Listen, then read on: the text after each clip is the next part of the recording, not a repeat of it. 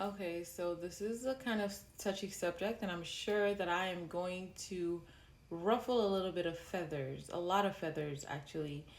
But I want you to understand that fornication is going to lead you to hell.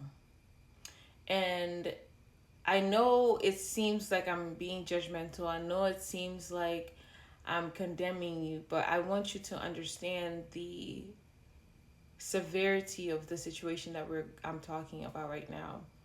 What the enemy likes to do, what he tends to do is tries to make you believe that this major sin that you're committing is not a big deal.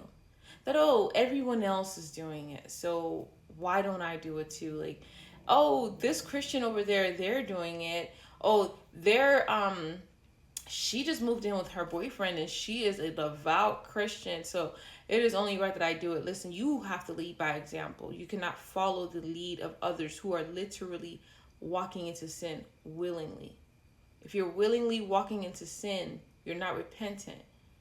You know, I being repentant means that you turn away from that sin, meaning you don't want to commit it anymore, and you want God to deliver you from it if it's something that's difficult for you. Like, you actively are trying to get out of that sin. That is what it means to be repentant. It doesn't mean you're perfect. It doesn't mean that, God is going to completely deliver you immediately, but sometimes he wants to work through you. He wants you to work through some things about yourself. He wants to work on your character. He wants to work on you as a person. And I know it might come off like I'm being condemning. I'm not condemning anyone. I understand how weak the flesh can be. Trust me, there are some things about myself that I'm working through that I don't believe that I'm perfect, and I don't believe anyone is perfect. But I want you to recognize and take accountability of the fact that you are willfully sinning. Okay, there's one thing where you're sinning and you're asking God for forgiveness and you genuinely mean to stop it. You don't want to do this anymore. There's another thing when you're sinning and saying, "Oh, only God can judge me," because trust me, He will, right? Because He has laid down all the things that He wants us to do. And here's the thing: um, when I got saved, and I mean, I was on fire, right? And I had this fear, and I've talked about it a couple of times on here. I had this fear of, how am I going to date? Where am I going to meet friends?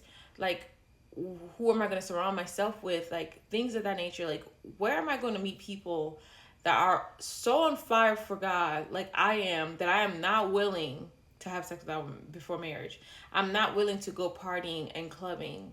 I'm not willing to do the worldly things and still have fun and still, surround myself with good people, and not, and still have a community with me, around me.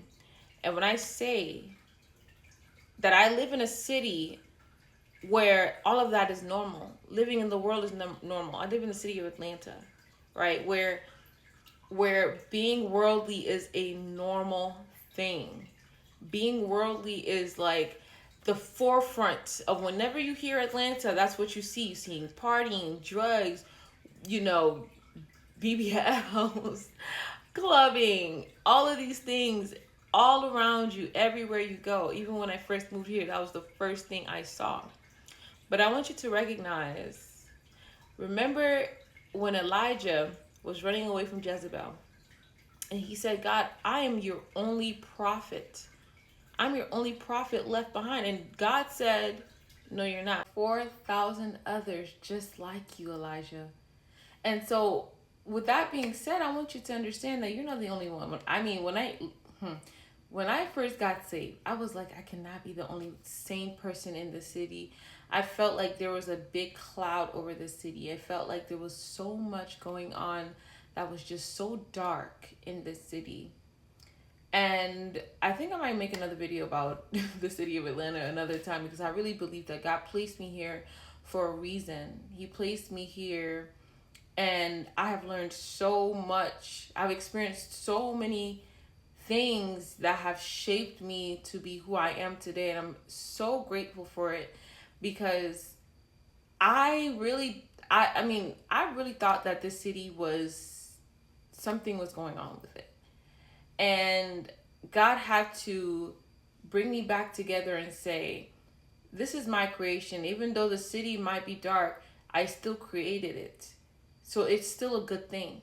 Because everything God created is good, right? It's still a good thing. And I had to repent for that. I had to ask for forgiveness for that and actually see the beauty of the city. And ever since I did that, I've been surrounded with so many good people. I'm saying all of this to say iron sharpens iron. When you surround yourself with the right people, the things that you think are too much for other people is not going to be too much. It's actually going to be a normal thing because all your friends are thinking the same way.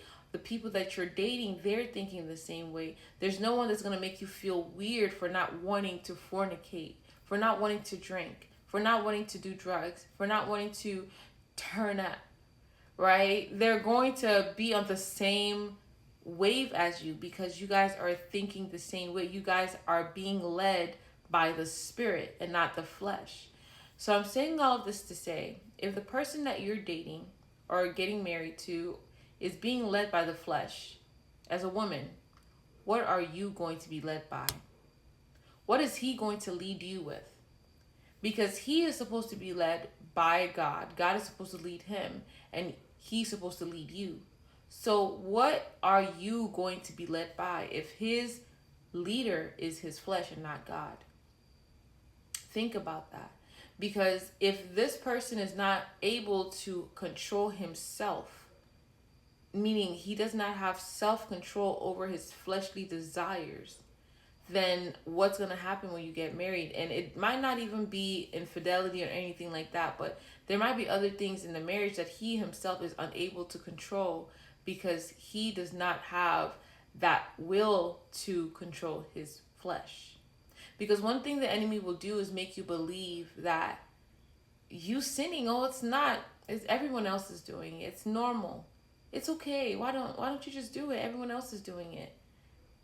And that's exactly why iron sharpens iron. When you're around people that think the same way, that think, oh, it's only right that you sleep with him. That's your boyfriend. Oh, you can move in with him. He's paying all the bills. That is when things just start looking blurred. Like they're blurred lines. Oh, I could still be a Christian and do this. You can't serve two masters. If you're not being led by the word, what are you being led by?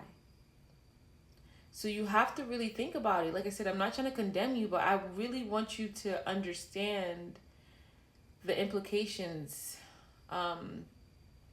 Because I understand how the flesh can deceive us.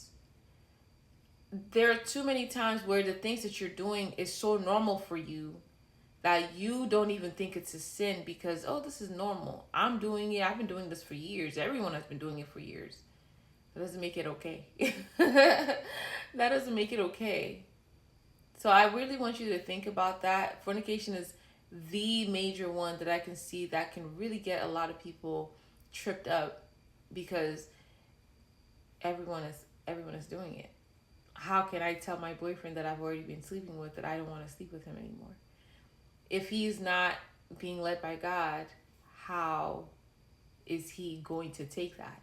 Remember, the word says, do not be unequally yoked with non-believers.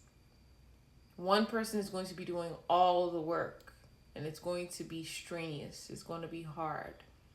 And it might be that God is putting you in that situation for you to convert that person or for that person to have that desire to be with God as well. But 9 times out of 10, I'm not looking for a project. I'll be very honest with you, and I don't think anyone should be looking for a project. You should be looking for someone that has the same desire for God, like you do. But anyway, I don't want you guys to think I'm judging. I don't want you guys to think that I'm condemning anyone. I just want you to recognize and maybe take some accountability for the errors of your ways.